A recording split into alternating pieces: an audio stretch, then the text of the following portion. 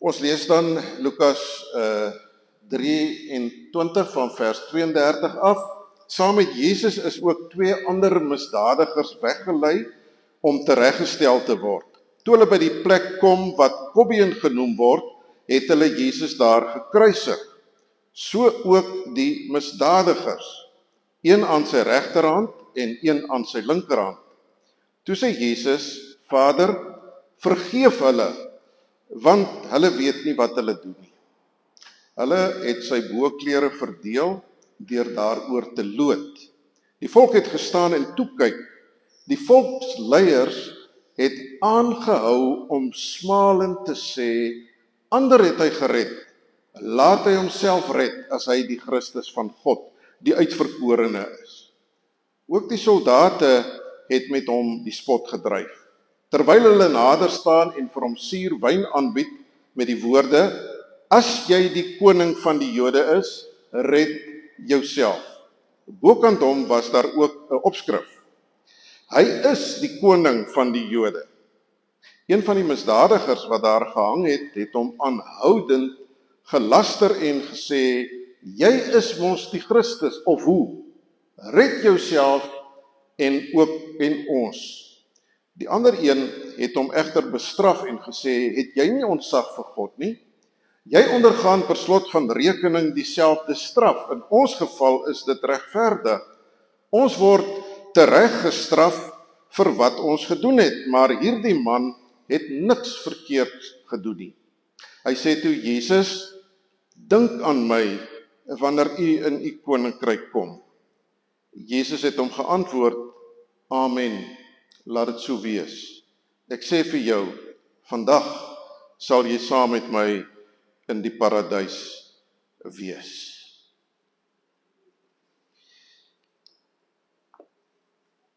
Daar is oomblikke in die Bybel wat vir ons 'n prentjie skets van waar God en mens bymekaar kom.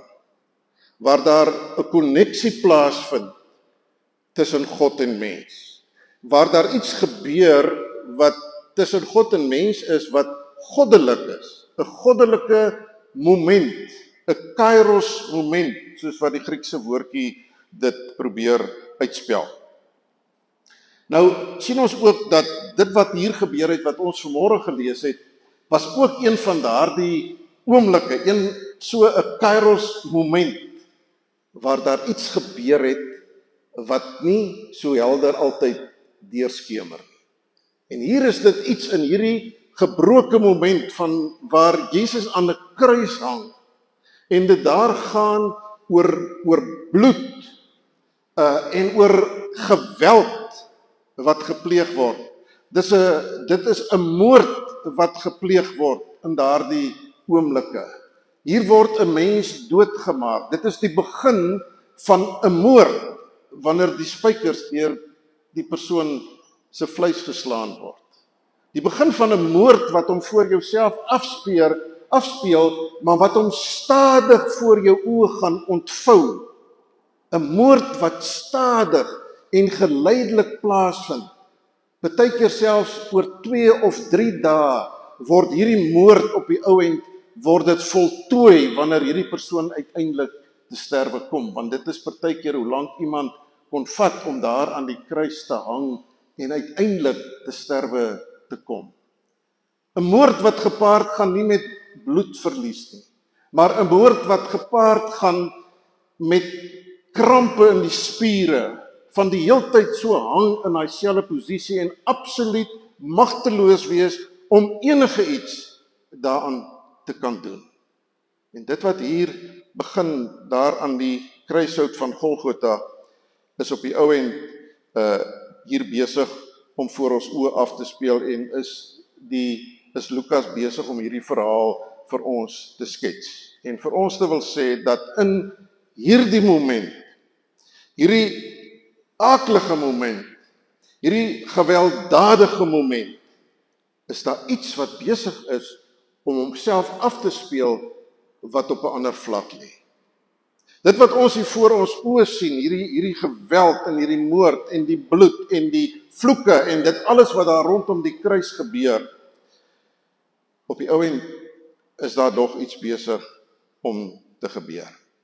En dit wil Lukas vir ons in hierdie evangelie van hom baie duidelik probeer uitbeeld.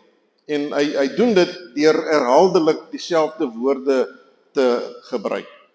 Wil hy vir ons sê dat wat hier eintlik besig is om te gebeur, is dat Jesus is eintlik besig hier om gekroon te word as die koning. Hy is die koning wat oor alles heers. Vir die mens lyk dit na die mees magtelose oomblik wat daar kan wees.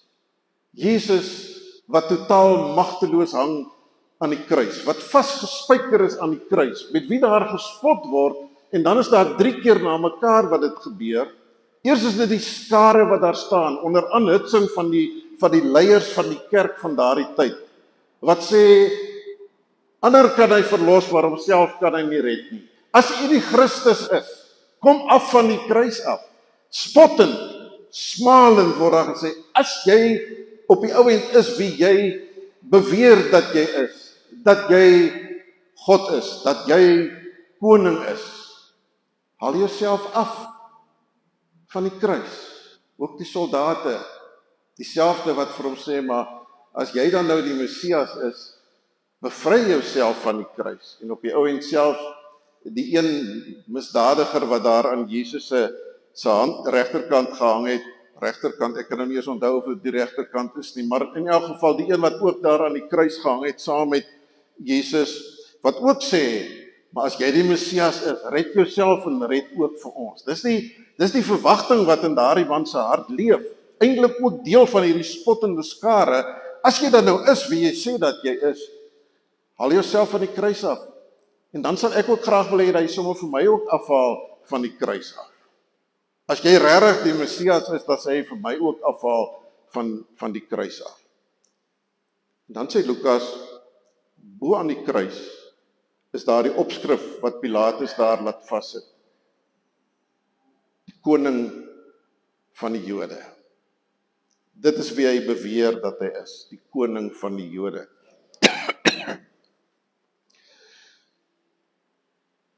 Maar dis presies wat gebeur. Dis wat Lukas vir ons wil laat verstaan.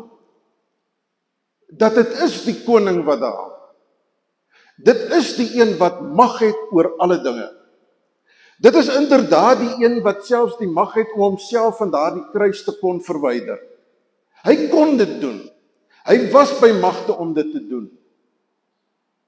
Maar hy is hierdie vreemde koning wat gekies het om dit nie te doen nie. Want deur te gekies het om homself nie van die kruis af te haal nie, was 'n keuse wat hy gemaak het terwille van hulle wat voor God skuldig gestaan het. Hulle wat eintlik voor God uitgedelg moes gewees het. Die sondaar mense. Dit is juis vir hulle wat daaronder aan die kruis by sy voete staan en wat met hom die spot dryf, die skare en die soldate op die ou end wat sê dat hy hom van die kruis moet afhaal. Dis terwille van hulle, juis hulle wat hy homself nie van die kruis afhaal nie. Dis nie 'n hemelse koning wat in die oë van mense wat dit maklik het en wat van bo af erns regeer en wat sy mag en sy gesag laat geld in alle omstandighede nie. Hy is nie die een wat daar is aan wie al die persente en al die rykdom en al die welvaart en al die goedheid na hom toe gebring moet word. Hy is hierdie vreemde koning wat indaal in die smart en in die ellende van hulle vir wie hy besig is om sy lewe te gee. Dis 'n bebloede koning. Dis 'n koning wat self smart deurgaan, sodat hulle wat opkyk na hom toe, sodat hulle gered kan word. Die koning wat kom woon het tussen sy mense. Die koning wat homself kom gee het vir, is daar 'n ding wat op die skerm wys, wat homself kom gee het vir sy mense. Hy is die koning. 'n vreemde koning 'n koning wat as troon het 'n houtkruis. En om dit te bevestig, vertel Lukas hierdie verhaal en ontvou hierdie verhaal hier voor ons oë wat Lukas besig is om te vertel, dat ons ietsie kan verstaan van wat hier besig is om te gebeur. Jesus bid vir sy vyande. Hy bid vir hulle wat besig is om hom te vermoor. Vergeef hulle, want hulle weet nie wat hulle doen nie. Spreek hulle vry, want hulle weet nie wat hulle doen nie. Vader, vergewe hulle. As dit nou ek of jy was wat daar sou gehang het in hierdie ongelooflike pyn van die spykers wat nou net deur jou polse en deur jou voete geslaan is en jy hang met jou volle gewig daaraan en jy weet eintlik nie hoe jy dit het van die pyn nie om jouself so nou en dan op hierdie onderste spyker wat deur jou vleis skeur net so 'n bietjie op te druk sodat die pyn vat in jou arms en in jou hande van jou volle gewig wat hang aan spykers, nie aan sagte handvatsels nie, maar aan spykers daar hang is Jesus se woorde, vergewe hulle want hulle weet nie wat hulle doen nie. Nou, daar's heelwat Bybelverklaarders wat reken dat uiteindelik heelwat, ten minste, daar was 3000 wat op Pinkstersondag tot bekering gekom het toe Petrus vir hulle gepreek het, dat daar 'n hele aantal was van hulle wat daar by die kruis gestaan het en wat so gespot het en teen hom uitgeroep het en dalk selfs ook van die soldate wat weer hom gekruisig het. Ek is jammer, ek het nou hier 'n kriweling in my keel.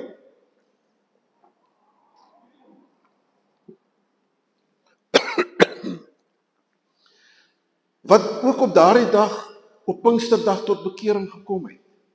Wat tussen dit wat gebeur het op Golgotha daardie Vrydag en uiteindelik die hemelvaart plaasgevind het en die Heilige Gees uitgestort het, 'n klomp mense wat daar in Jerusalem nog rondgedwaal het, hulle was daar vir die Paasfees gewees, maar hulle het dalk nie teruggegaan want daar was al hierdie gebeure, al hierdie gepraatery wat daar besig was om plaas te vind, wat uiteindelik op die ou end na die Here Jesus toe gekom het, toe die apostel Petrus gepreek het. Vir wie Jesus al 50 dae terug gevra het, vergewe hulle. Ek en jy sou sekerlik nie. Ek en jy sou sekerlik nie so gebid het nie. Dit is sekerlik nie hoe ek en jy gewoonlik bid wanneer iemand jou gruwelik verontreg nie. Ten minste is dit nie die eerste woorde wat oor jou lippe kom nie.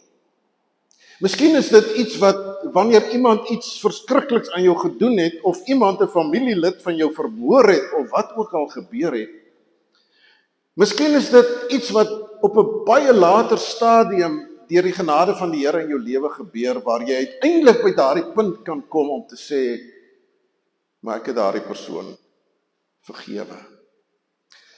Maar dit is Jesus se eerste woorde.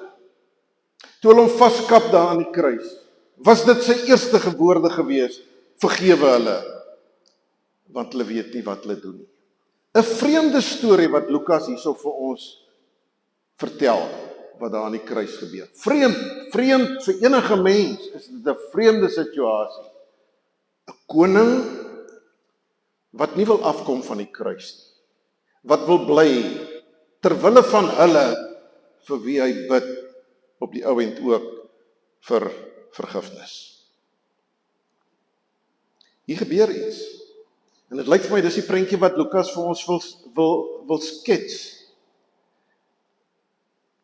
God en mens kom hierso by mekaar. Die aarde, die sonde met al sy gebrokenheid en die goddelike genade en goddelike liefde ontmoet mekaar hier aan die kruis. In die duisternis van die kruis word dit lig. Die koning wat homself gee om gekruisig te word. Lukas vertel verder van die feit dat Jesus hang hier tussen twee misdadigers. Die een spot met Jesus. As jy is mos die Christus, of hoe, sê hy, smalend. Jy is mos die Christus, of hoe, terwyl hy self daar hang in pyn en in bitterheid van dit alles wat besig is om met hom te gebeur. Red jouself en ons. Dis die tipe verwagting wat ek sou hê van die Christus, die Messias, die gesalfde wat gekom het om te red. As jy regtig gekom het om te red, red jouself uit hierdie situasie uit. Hoekom red jy ons nie uit hierdie ellende uit waarin ons verkeer het? Jy verkeer saam met ons in hierdie ellende, in hierdie gemors wat besig is om homself hier aan die kruishout af te speel. Red jouself en red sommer vir my ook. Dis wat ek verwag van die ware Messias. As jy die ware Messias, as jy die ware Christus is wat sou kom, red jouself en red my ook. Want die Christus wat ek verwag is 'n Christus wat my kan help in my moeilikhede. As jy nie vir ons kan help in die moeilikhede nie, dan beteken dit maar net een ding en dit is jy's nie die Christus nie. Jy's nie die een wat moet kom nie, want die een wat God na ons toe moet stuur, is die een wat ons uit ons moeilikhede moet uithelp. Dit is die een wat wanneer dit met ons swaar gaan hier op aarde en die ellende staan vol in die blom, is dit die een wat ons moet uithaal uit hierdie moeilikhede uit waarin ons verkeer. Die verwagting, wat miskien die verwagting is vandag nog van baie mense, dat as God werklik God is, as Jesus werklik Jesus is, waarom gaan dit so sleg? Waarom is daar al hierdie ellende? Hoekom doen God nie iets aan al hierdie ellende waarin ons self verkeer nie? Hoekom genees hy nie wanneer ek siek is nie? Hoekom het hy nie verhoed dat my kleinkind in 'n swembad verdrink nie? Hoekom was hy nie daar gewees nie? Hoekom het hy nie dit gedoen nie? Hoekom het hy nie dat gedoen nie? Want dis eintlik van wie ek van hom verwag. Wat ek van hom verwag is dat hy die dinge moet doen wat help dat die lewe hier op aarde 'n aansienlik meer aangename storie is en dat die aarde 'n aansienlik meer aangename plek is om te leef. Maar hier langs hierdie mens met valse verwagtinge, met menslike verwagtinge van God en van 'n Messias, is daar 'n tweede misdadiger wat vir ons geteken word.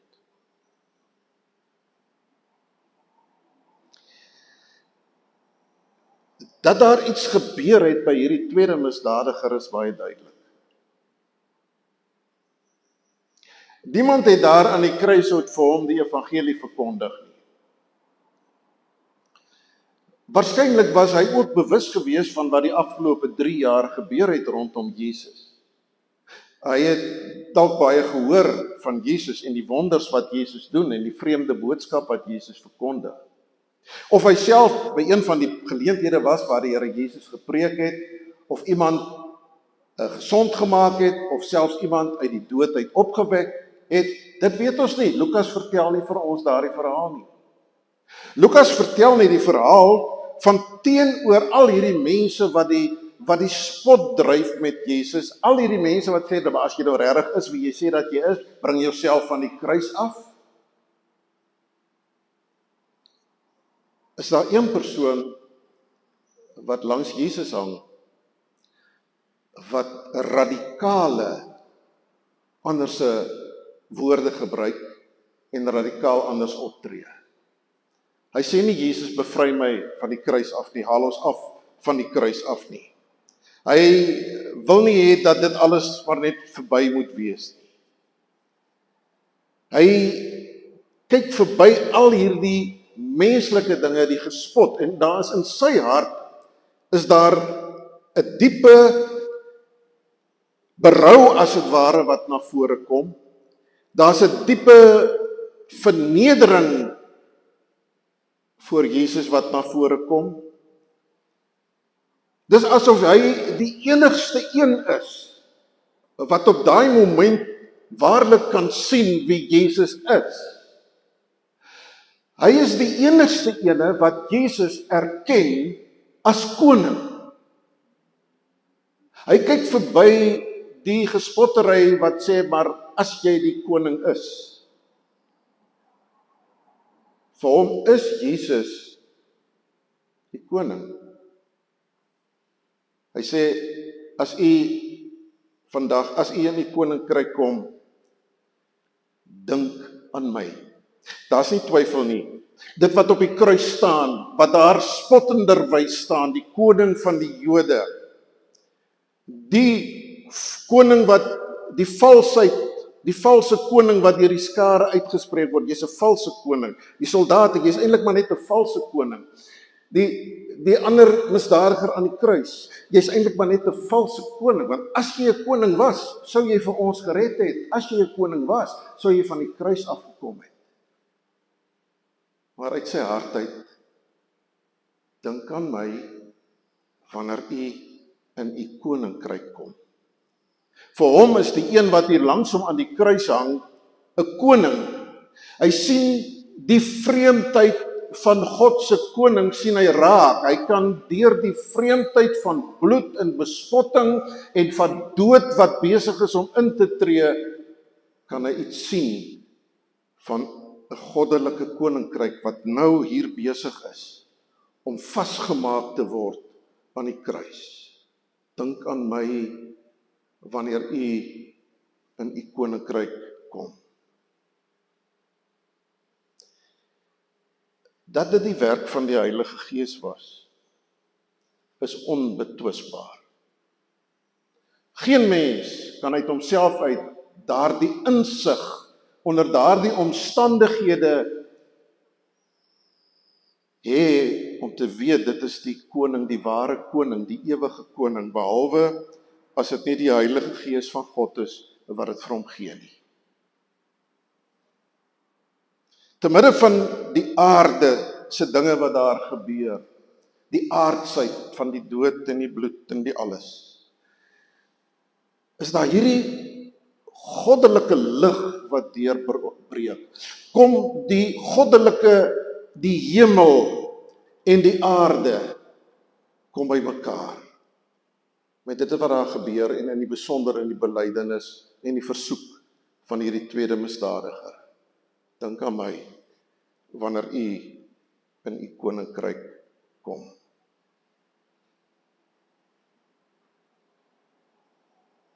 Die vraag vanmôre aan my en jou is of ek en jy ook verby al hierdie geraas van die wêreld, van 'n wêreld wat sê daar is nie 'n God nie, wat God uitrangeer uit hulle lewens uit.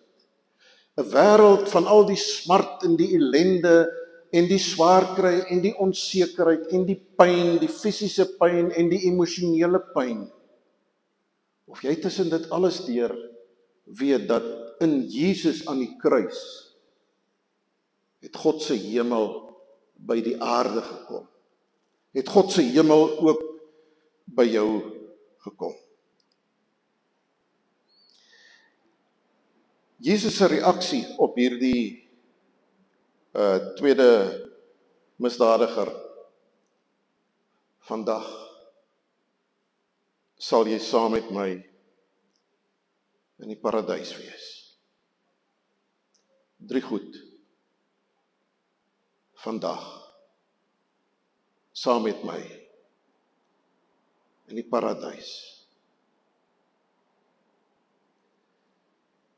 Die hemel breek deur in die lewe van 'n mens wat besig is om te sterwe. Die een oomblik was hy besig om sonder God te sterf. Die volgende oomblik was hy besig om met God in sy lewe te sterf. Vandag. Nou.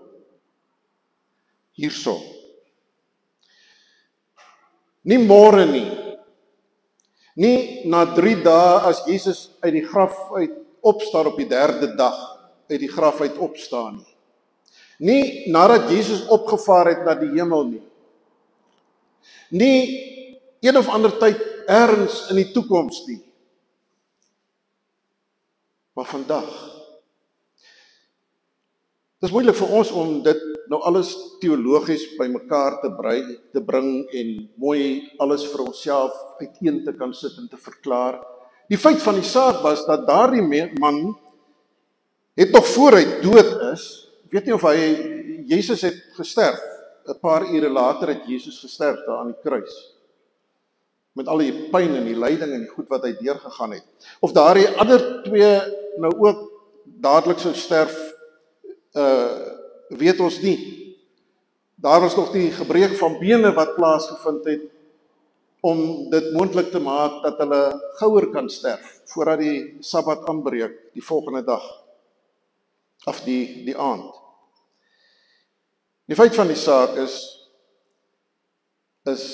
dat die Here het vir daardie man gesê vandag. God was nie in die graf nie. God was nie met verlof vir 3 dae gewees nie. God het nie met dit alles wat besig is om te gebeur, het God self nie afgeskakel in hierdie tyd nie. Die Jesus wat gesterf het, was na die menslike liggaam. Die Jesus wat nie gesterf het nie, was die Jesus dat na sy godheid, sy goddelike natuur het nie gesterf toe hy met sy aardse liggaam gesterf het nie. Nou, hoe meer ons daaroor praat, hoe meer kan ons koppe nou begin deur mekaar raak. Die feit van die saak is dat Jesus het vir hierdie man gesê, vandag,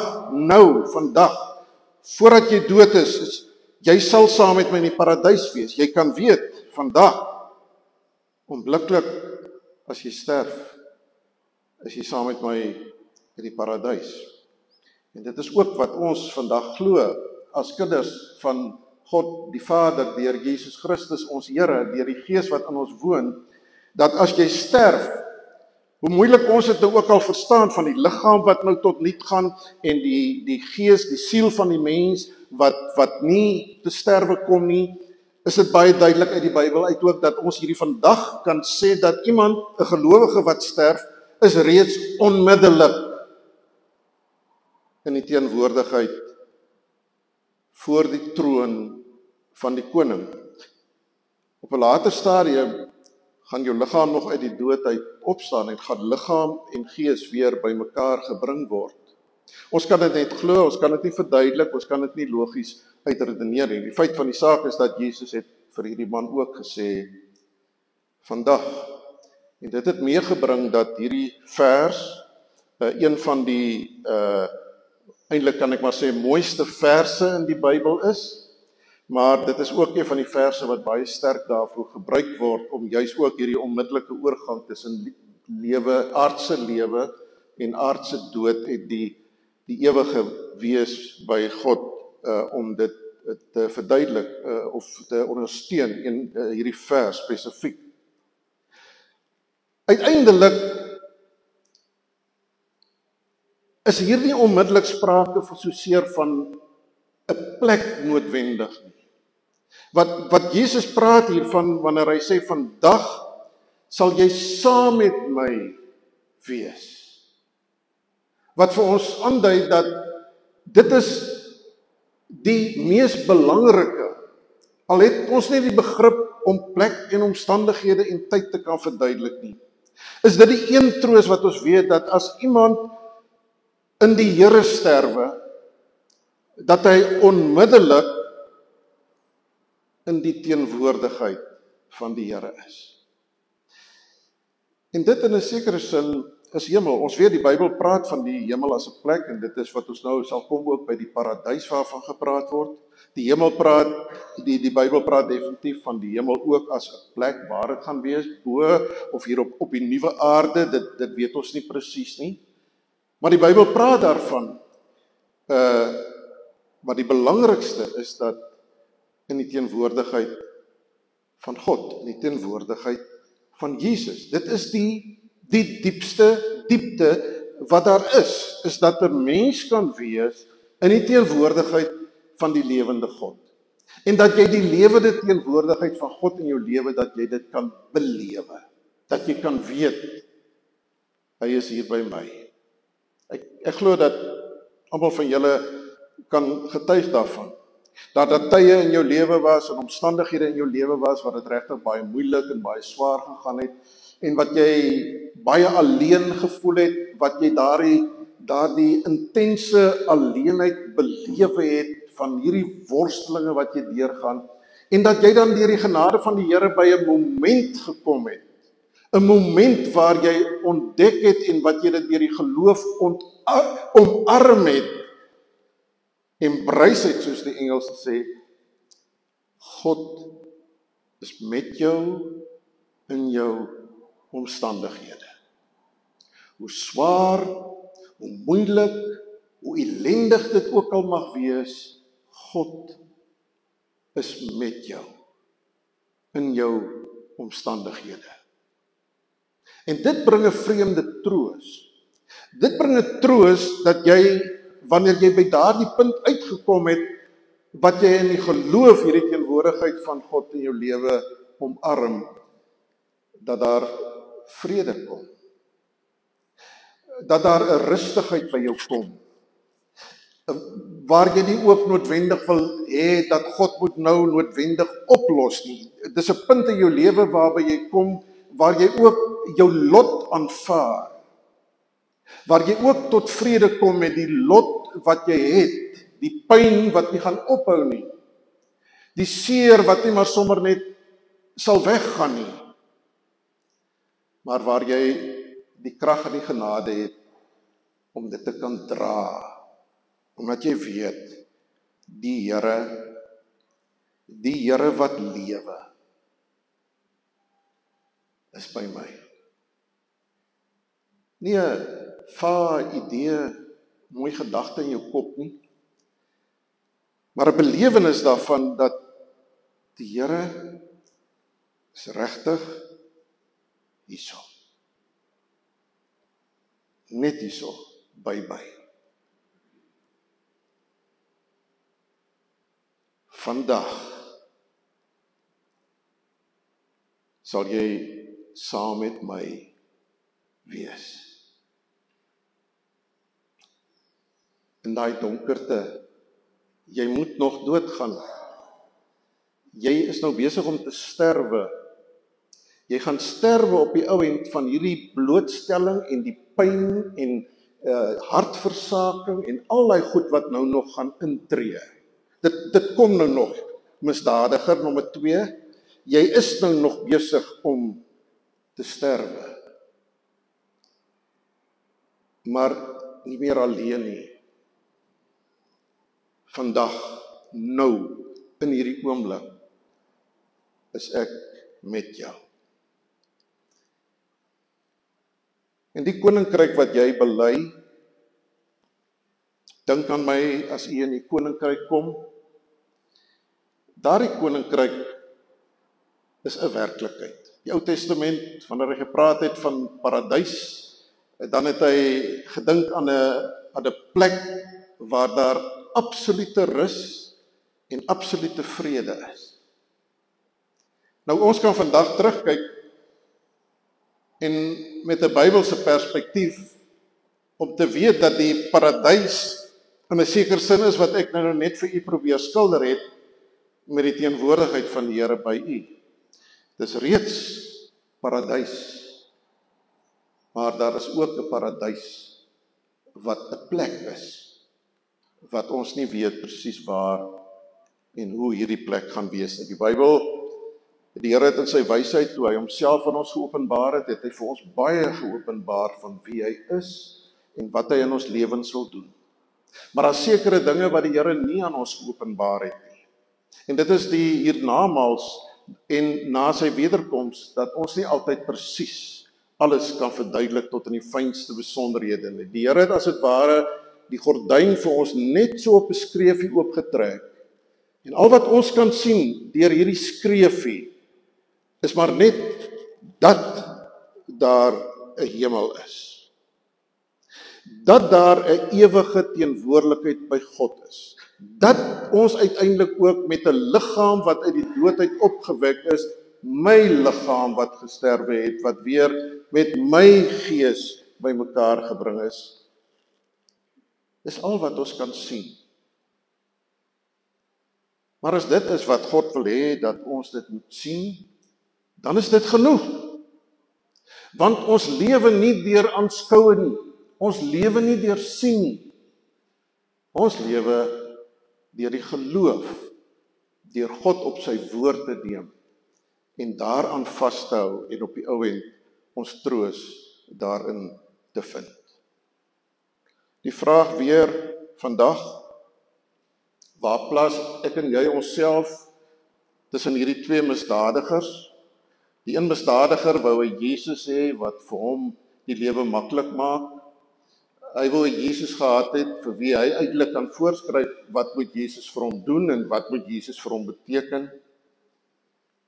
En die tweede misdadiger wat maar net na Jesus toe gekom het met sy sonde, met sy stikkindheid, met sy ongehoorsaamheid, met wie hy is, homself maar net voor Jesus kom lê het as dit ware daar aan die kruis, sê, Here, dink aan my.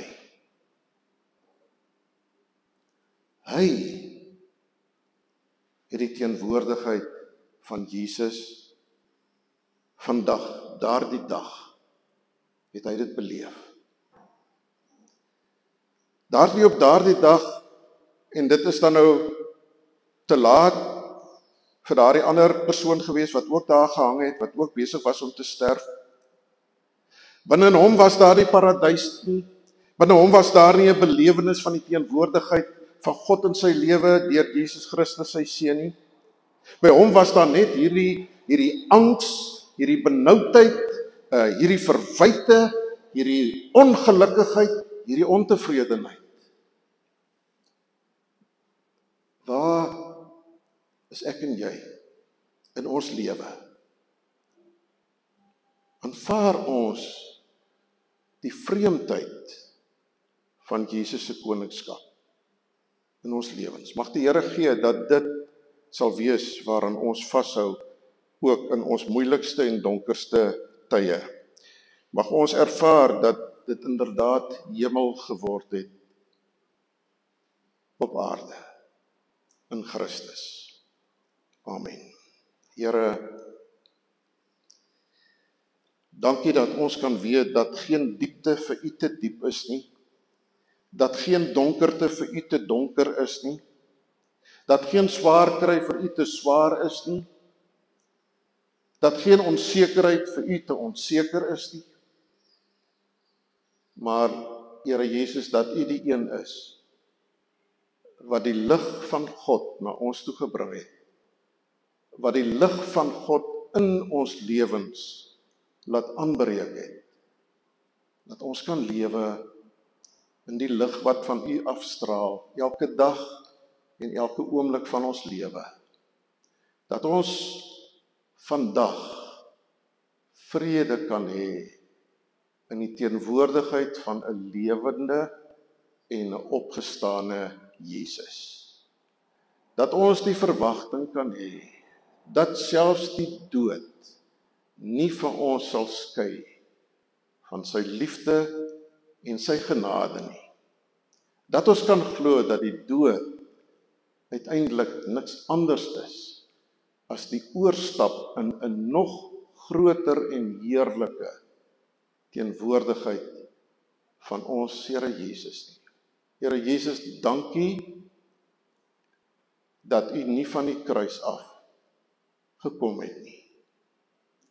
Dankie dat U uit eie wil gekies het om aan die kruis te bly.